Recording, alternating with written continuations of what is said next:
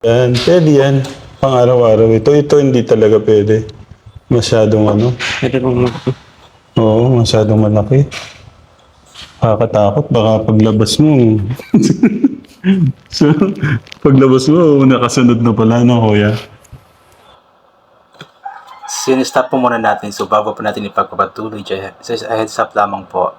Ang pag-uusapan po natin sa video na ito ay isa po sa mga vlog ni Tekram kay Luis, mga way back July 2024. Ito po yung time na ibinigay ni Tekram yung mga gold na ipinapaabot ng mga nagmamahal kay Luis sa kanya, kung saan nga po is sobra silang humanga kasi nga po mga mabibigat at malalaki yung mga gold. Kaso nga lang is natakot nga po si Tekram dahil nga po baka kapag susuotin ito ni Luis sa labas is baka meron nga pong susunod sa kanya. Pero wag naman sana mangyari iyon, especially ngayon na yung mga gold po niya is ibinigay na nga po ni Tekram sa kanya sa pag-uwi niya po doon sa kanila. At alam ko naman na si Luis is responsible na bata at hindi siya mahilig magsuot kasi ng ganito. So, siguro marami kasing nag-aalala din kay Luis dahil nga po sa mga gold na ito na ibinigay nga po sa kanya nung umuwi nga po siya. Kasi baka suotin at mapahamak. Pero si Luis kasi hindi naman siya mahilig magsuot ng mga ganoong mga bagay. So siguro susuotin lamang niya yung mga gold na iyon kapag may pupuntahan na importante, safe na place at may occasion siguro. So ipagpatuloy po natin ang panonood. Grabe naman tong ayaw pong ano eh. Ang lalaki, try nga muna natin. Pwede daw banggitin yung pangalan. VH. Ayan. Mamaya na yan. Baka ano. Kasi ano lang, medyo sobra akong naiiya sa ano. Pero gusto ko lang matuwa sila na suot to. Ano, Nakatuwa, no? laki. Parang ano. Oh. Grabe. Sana all. Oh. Kasi hindi ko na sila naabutan eh. Tingnan ko lang.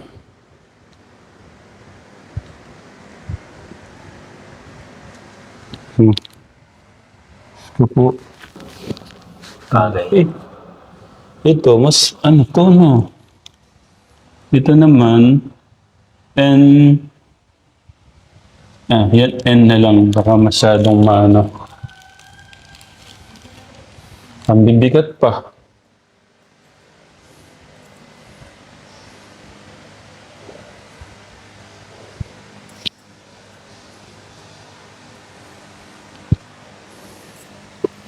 Papasana all ka na lang eh. Sana all my gold. Pero pupunta daw sila sa birthday.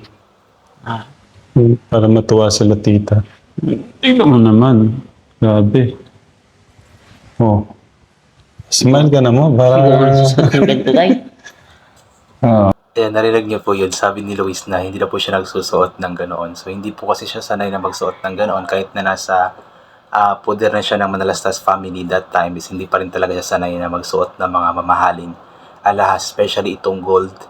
How much more pa kaya ngayon na nasa kanila na siya. So, mas lalo siguro hindi na niya ito isusuot. Pero, para kasi sa mga sponsors na nagpaabot nito sa kanya is matutuwa din talaga sila kung isusuot ito ni Luis. Pero alam ko na maiintindihan din nila kung sakali man na hindi ito isusuot ni Luis doon sa kanila, since alam din naman nila na kailangan din po ng safety ng bata, especially gold nga po ito. At alam naman natin sa Pilipinas na kapag ang isang tao may suot na gold ay talagang prone ito sa kapahamakan. So mas okay na din po yun na hindi lang isuot palagi ni Luis, isuot lamang niya kapag may importanteng pupuntahan nga po na safety yung lugar. Tapos kumbaga yung may occasion or something po.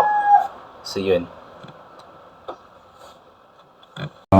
Hinubad niya ako, binigay ko kay nanay siya kanina. Pero gusto ko makita nila ako. Bagay mo naman ah. Hindi mo nagsusunod ng ganito. Susuot ng ganito. Okay lang yan. Paminsan-minsan para si kuya mo, di ba, ayaw din niya. Pero gusto niya kasi matuwa yung mga nagbibigay. Oo. Para makita din ni Tita Ana itong mga binigay na 2 bracelet sa'yo.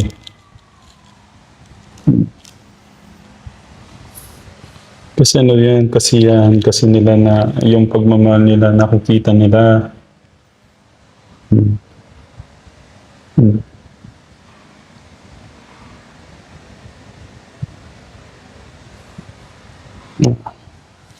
Tapos ito yung bago. Kay Tita Ana din pala to. Hmm.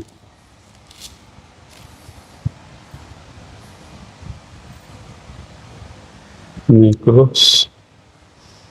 Ito siguro pwede mong pang araw-araw na to na Ayan, medyo maliit para lang na. ano. Yan siguro wag. Masyado po malaki.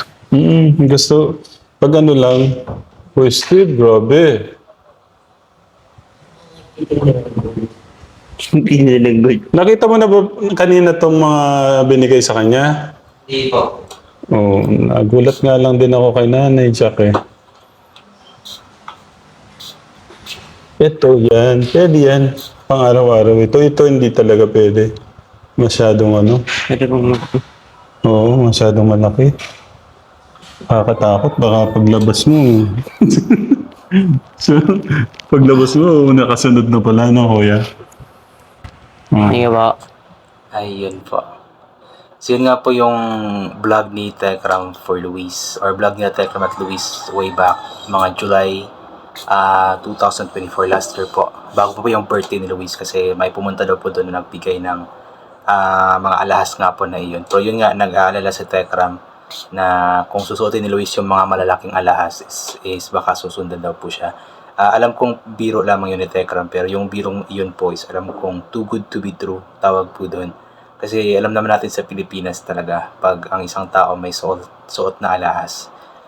Marami kasing mga masasamang loob dito. Pero sana wag naman na mangyari yan kay Luis. Ipag-pray po natin na magiging okay yung si Luis sa kanila and hoping also na maging maayos na po ang lahat, maging safety si Luis doon, hindi mapapahamak kasama ng kanyang pamilya. Yan. So kung gusto nyo mapanood yung buong vlog na iyon, ay puntahan lamang nyo po sa YouTube channel mismo ni Tekram. Pasensya na po kayo maingay, may nagtatrabaho kasi sa labas. So yun, I think hanggang dito na lamang po itong gagawin ko na reaction video. So thank you so much po sa lahat ng mga palaging bumabalik sa aking YouTube channel. Inuulit ko nga po palagi na ugaliin po natin magdasal ng pasalamat sa lahat ng mga bagay na ating natatanggap. Kahit na di po natin ito hinihingi kasi nga po lahat ng mga bagay na meron tayo ay kalob sa atin ng ating Panginoon. At wala ang mga bagay na ito kung hindi dahil sa Kanya. And always, bring pa yung kapote, sombrero, or anything na pwede mga protection sa katawan kapag lalabas po tayo. Nang sa ganun kapag mainitan, hindi po tayo mainitan. O kapag biglang umulan, hindi po tayo mababasa ng ulan. And always take vitamin C para mabuhos ang ating immune system.